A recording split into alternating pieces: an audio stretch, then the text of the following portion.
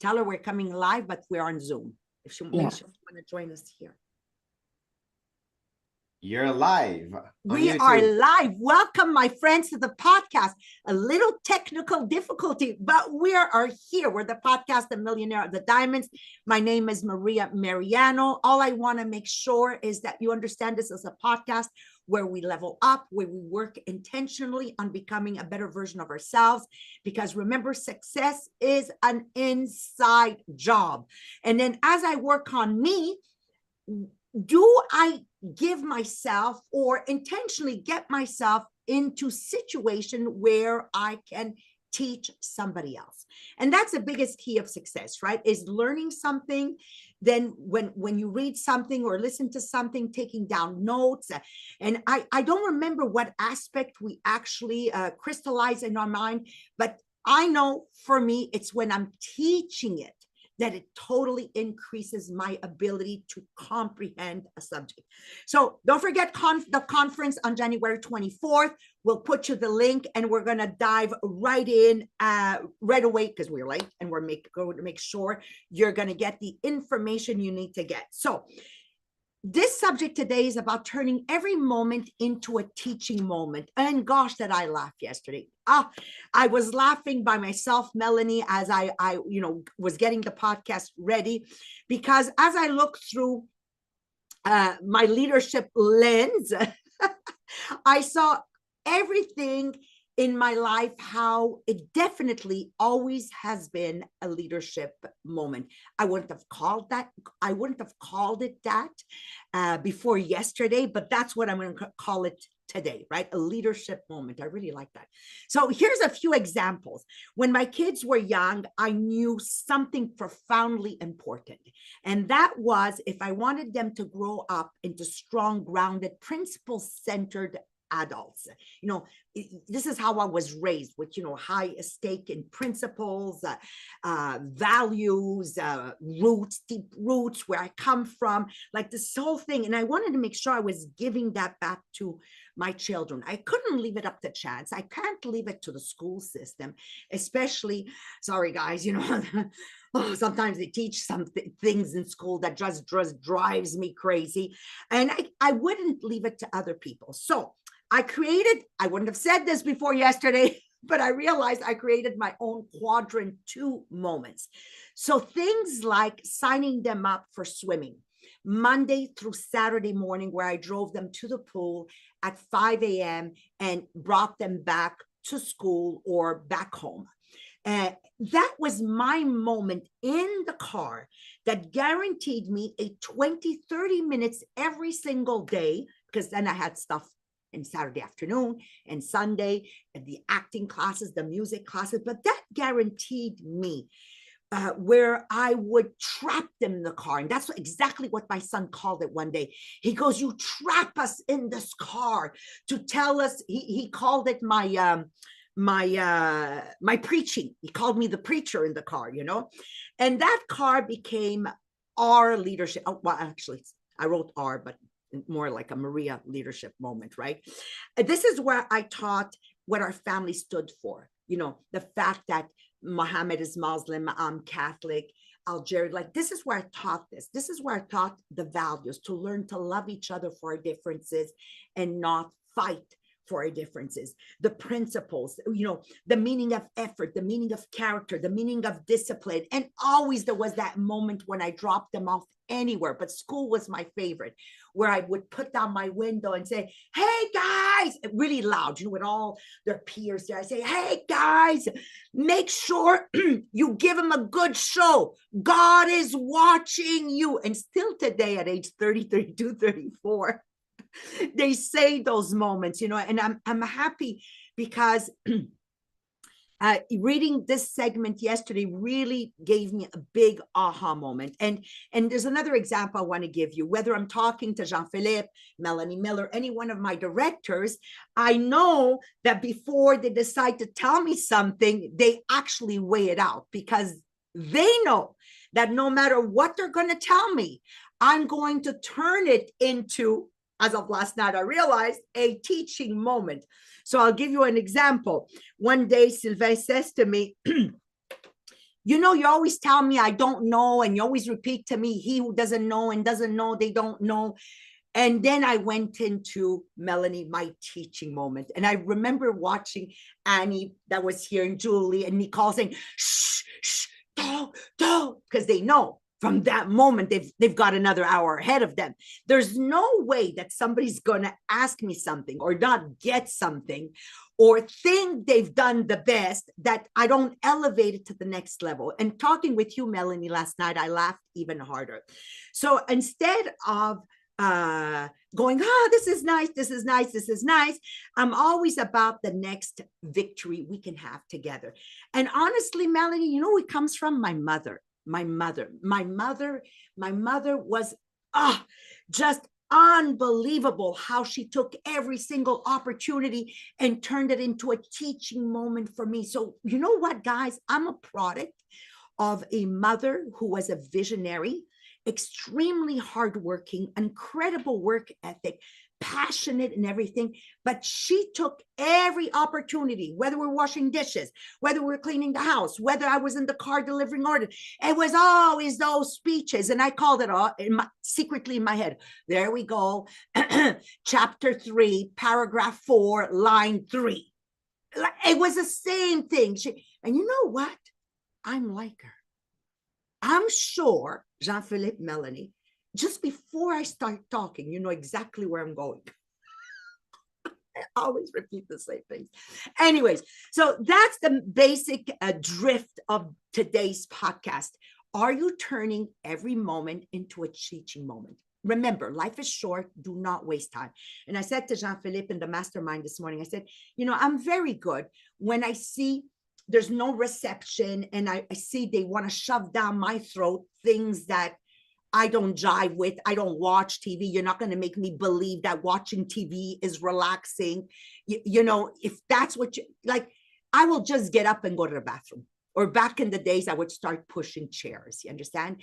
Because my life is short. I hope you see it like me. I'm not going to live eternally. If I'm good, I'll live till be 100 and then it's over. So am I really going to waste time just talking to talk, looking to be liked instead of being respected? My answer to that question to myself is, again, a resonating no. But now to take down notes, we're going to go to you, Melanie Miller, because I'm sure you're going to make us laugh. I'm not sure about that.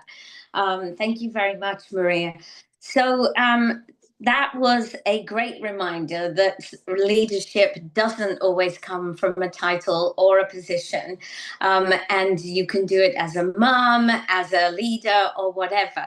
But yeah, I had a lot of fun with Maria last night when I was explaining to her how I saw her always teaching, and that, yes, often I would think about something I'd done, I'd be really excited about it, and I would say, do I want to tell Maria about it or not? Because I know that instead of her saying, hey, Melanie, that was a great thing that you did, that she's more likely to say, yeah, but did you think of this? And have you...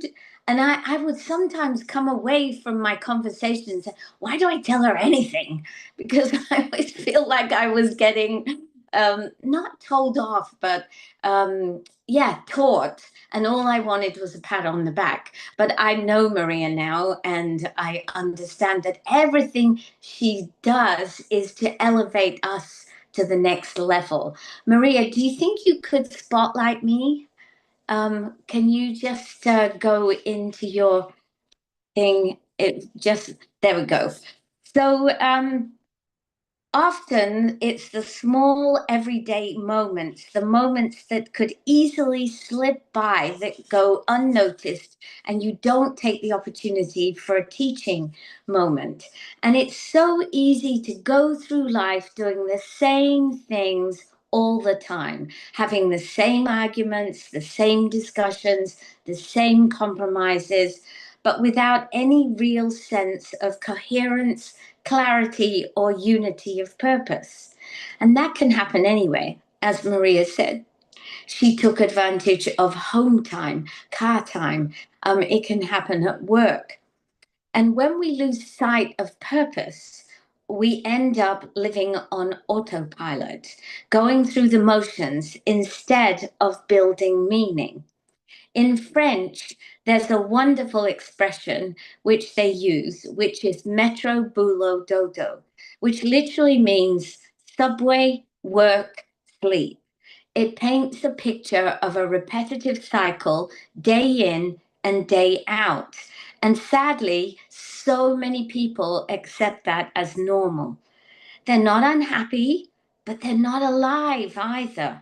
They're simply existing, not leading. For me, this realization came years ago when our family was, on the surface, very happy. The children were 12, 14, and 16. We had been living in Canada for about 6 years, and life looked really good from the outside. My husband loved his job, but he spent long hours away from home. And between soccer and running, we didn't see much of him. The kids were busy with activities and private school, which meant that every afternoon from 3:30 to 8 p.m., I was basically a taxi service. I had also immersed myself in a few volunteer roles, so my days were full, sometimes even overflowing. But looking back now, I realize I was drifting. I wasn't unhappy, but I also wasn't fulfilled. I was complacent. I had no clear mission, no deep sense of purpose, and no unifying direction. I was living in maintenance mode, just accepting life as it was. And here's what I've come to realize: that kind of drifting doesn't only happen in families, it happens in workplaces too. People become trapped in routines, managing their days instead of leading their lives. When organizations or families take time to reconnect with their purpose, everything changes. When people are invited to participate, to make decisions, and to take ownership, something powerful happens. They move from complacency to commitment. That's what leadership moments are all about. That's what can make a difference in your life. They don't just happen in meetings, they happen around dinner tables, during car rides, or in quick team chats. They happen anytime we pause and ask the right questions. Here are some examples of the sort of questions that can transform a routine into a leadership moment. What is our mission? And I'm sure in most workplaces, when that question is asked, and also in families, that there'd be like silence because nobody has ever actually talked about it before. Is what we're doing aligned with that mission? Are people or family members involved in making the right decisions? Are there other things that we could do that would be better? Are there other things that we could be doing better? Do we share common expectations? And, some of those are just so obvious when you speak them out loud, but they're questions that people just don't ask. These kinds of questions shift us into quadrant two thinking, where we focus on what truly matters instead of repeating the same reactive patterns. When I joined Les Diamants, I discovered this firsthand. Once I started to believe in the mission to help people to save time, to save money, to eat more healthily, and be a solution to pollution, I felt something awaken in me. Suddenly, I had a sense of direction. I was excited, motivated, and engaged. I felt like I was living on purpose. And as a leader today, I want to share that same feeling with others because leadership isn't about control, it's about creation. It's about helping people at home and at work to feel that what they do every day matters. When we apply leadership principles instead of management habits, when we listen, encourage, and work in our circle of influence, we create homes and workplaces that thrive. That's what's happening at Lady Imo at the moment. It's had a huge impact on my life. And because it's had a big impact on my life, it's had an impact on everyone I interact with. So if you find yourself drifting through the days, ask yourself this: am I just managing life or am I leading it? Because every situation holds a leadership moment if only we're willing to look for it. So that concludes what I wanted to say this morning. Did you want to add anything, Maria, to the podcast? The only thing I want to add here, Melanie, is surround yourself with the right people.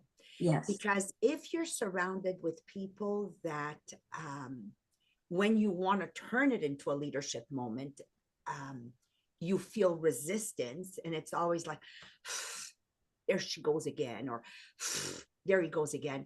You're not the problem. I'm here to tell you, you're not the problem. Just get out. Just get out. Refuse to have conversations that are 1 inch deep. See, this is a choice I made. I find myself in those situations, Melanie Miller, with my own family, and I'm very good at just getting out. What does that mean? Is I get up, I start taking away the dishes, and okay, you want me to help? No, it's okay. Continue your conversation, because I don't want to be part of it. Okay. So it's so important you understand, I cannot change people, but I don't have to become them. If there's one thing I want to leave you with, is that I'd rather walk alone than walk with small-minded people. I just refuse. I refuse to be brought down or to play the game that that's not, I'm not fake. I'm not fake. It is what it is. Does that make sense? And Maria, well, you're going to have a lot of people that don't like you. Great. Because I'm not looking to be liked. You understand, Melanie Miller? I like me. I love me. I like me. My personal esteem is high because I'm deeply rooted in my values and my principles. And God is watching me. It's him I got to give a good show, not you. He's the one in the end that gives me the access to the almighty kingdom. See, that's my mentality. You don't have the keys. So guys, keep walking. This is what I told my kids. And you think, Melanie, I was going to close off a podcast without another leadership moment? No.